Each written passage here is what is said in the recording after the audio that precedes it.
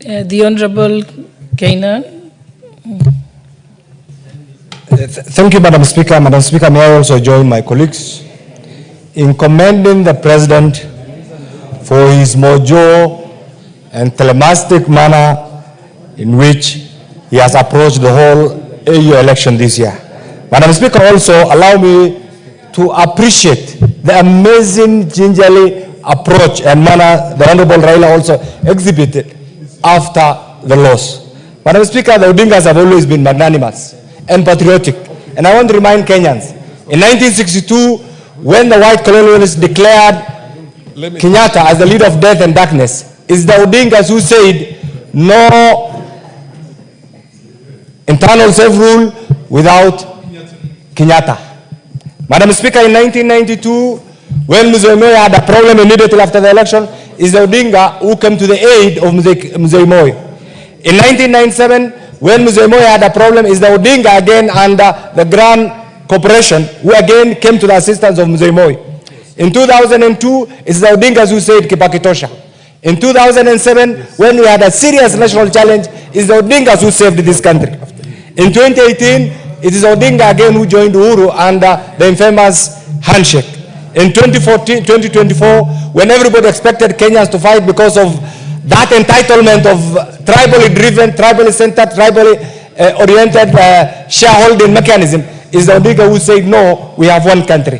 What does all this demonstrate? That the Odingas have always been there for this country.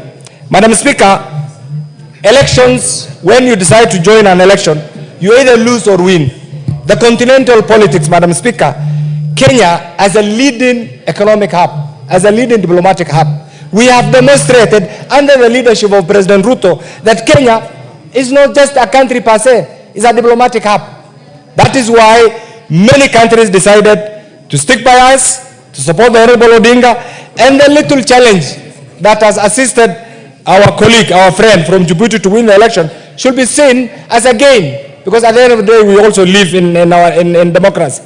Madam Speaker, the naysayers who are tribalists, the ethnic chauvinists, must be told in no uncertain terms that this country belongs to all of us. Their biological nationalism has no place in the modern day Kenya. They must accept this is a country of many nation states. Many nation states, and these nation states that have contributed in defining our national borders and our national heritage. So long as you sit somewhere and you believe in your tribal bygones, Madam Speaker, there is no time the majority of Kenyans will live by your ideology. That ideology has been overtaken by events.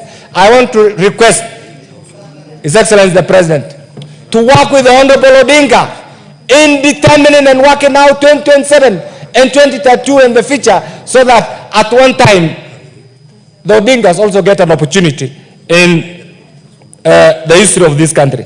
Madam Speaker, however, there are certain things that we need to go back and determine. We need to recalibrate our foreign policy and fill the pitfalls, because literally we have assisted many African countries in the Horn of Africa, in the East Africa. Kenya is the only country that has not gone through militarism. We have been host to many refugees from Somalia, from Burundi, Rwanda, Uganda, Southern Sudan, Ethiopia. Many countries in the region must celebrate the dynamic nature of Kenyan politics and the contribution of Kenya, not only to the continental peace and stability, but also to our democracy in the region. And this is why I expected, in the first instance, the Honorable Odinga will have won. But I think that aspect, because sometimes diplomacy is very tricky.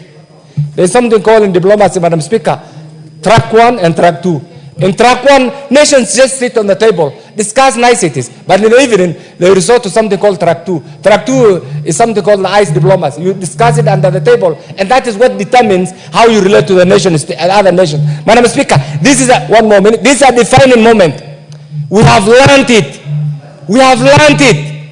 I want to ask the managers of our foreign policy to go back to the drawing board and determine those genuine friends of the Republic of Kenya, and chart out with them an avenue, a path that will not only take care of their economic, political well-being, but will also safeguard our national pride.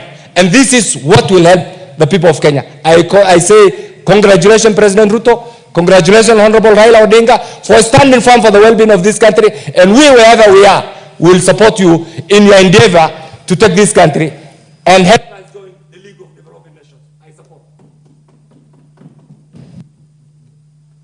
The Honorable Member for Homa Bay Town, Honorable Peter Kaluma. And we are sticking to this 5 minutes. Maybe we start reducing to 3. Yeah. I think Honorable Kaluma, you'll be the last to have 5 minutes. Then we can move to 3. Yes. Oh, 5 is okay. We have few. Let's continue. Thank you. I hope, Honorable Speaker, my 1 minute is still there.